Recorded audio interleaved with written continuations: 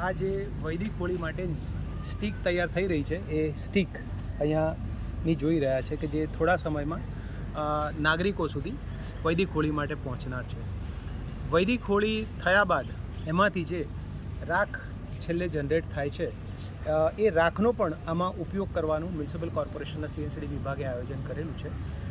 જૂના સમયમાં આપણે જોઈએ તો જ્યારે ઘરે ચૂલો સળગતો હતો, છાણા સળગાવતા હતા અને એમાંથી જે રાખ જનરેટ થતી હતી એ રખ્યામાંથી આપણે વાસણ માંજવામાં આવતા હતા અને એવું કહેવાય કે એનાથી વાસણો એકદમ શુદ્ધ થઈ જાય, જે કદાચ આજના જમાનામાં પાવડર કે સાબુથી પણ ના થાય. તો ફરી એ જ કોન્સેપ્ટને પુનર્જીવિત કરવા માટે એક પાયલટ આ વર્ષે એ પણ શરૂ કરવામાં આવનાર છે કે જેમાં આ વૈદિક હોળી થયા પછીની જે છેલ્લે એમાંથી રખ્યા અથવા છાણ જનરેટ થાય છે એ રખ્યામાંથી કુદરતી વસ્તુઓ જેવી કે આના નારંગીના છોતરા, મોસંબીના છોતરા, આવા પ્રકારની ઓર્ગેનિક વસ્તુઓ ઉમેરી અને એમાંથી આ સાબુ બનાવી અને એ પણ નાગરિકોને આપવા માટેની સુવિધા કોર્પોરેશન કરવા જનાર છે. વૈદિક હોળી માટે નાગરિકો તરફથી અમને છેલ્લા 2 દિવસમાં 30 જેટલી ઇન્ક્વાયરીઓ આવેલી છે અને જેમાંના 11 લોકોએ આનું ઓનલાઈન પેમેન્ટ ₹2500 કોર્પોરેશનને ટ્રાન્સફર કરેલું છે. એટલે એ લોકોને આ વૈદિક હોળી માટેનું મટીરિયલ અને કીટ કે જેમાં 10 બોક્સ જેટલી આ સ્ટીક હશે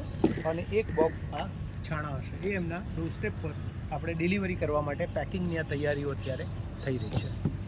આપણે આ જે ગાયનું છાણ ડેલી બેસિસ ઉપર 2800 કિલો જેવું જનરેટ થાય છે, એ છાણ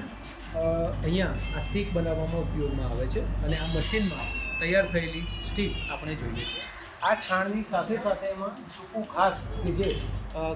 બિલકુલ અનયુઝ અને કામમાં ન આવે એનો પણ અહીંયા પૂરેપૂરો ઉપયોગ કરવામાં આવે છે. એટલે કોઈ આ કેમ્પસની અંદરનું ઉત્પન્ન થતો કોઈ પણ ઓર્ગેનિક વેસ્ટ એ વેસ્ટ નથી પણ એ રિસોર્સ છે. હાલમાં જે વૈદિક હોળી માટેની કીટ કે જે સ્ટીક અને છાણા આ બંને અત્યારે તૈયાર થઈ ગયા છે અને જે 11 લોકોએ આનું ઓનલાઈન ડોનેશન આપ્યું છે એમને પહોંચાડવા માટેના આવા આપણી પાસે અત્યારે 170 જેટલા બોક્સ અહીંયા તૈયાર થઈને પડેલા છે કે જે હવે ડિલિવરીના ડિસ્પેચમાં જશે અને નાગરિકને એના ડોરસ્ટેપ સુધી આના માટે પહોંચાડવામાં આવશે.